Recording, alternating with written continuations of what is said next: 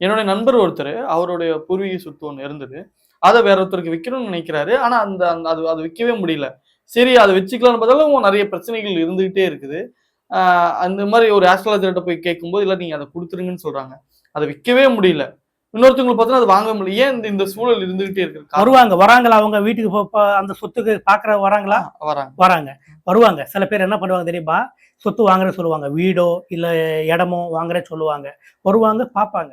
ம். அந்த இடத்து நல்லா தான் இருக்கும். வீடு நல்லா தான் இருக்கும். வந்து பார்ப்பாங்க.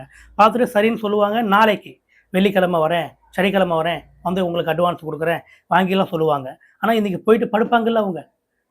படுப்பாங்கல்ல. அது படுத்த உடனே கெட்ட கனவுகள் வரும் அவங்களுக்கு. ம். ஏதோ விதமா ஒரு கெட்ட கனவு வரும். சரிங்களா? கனவு வந்தா என்ன பண்ணுவாங்க? ஏதோ கெட்டது இருக்கு இங்க.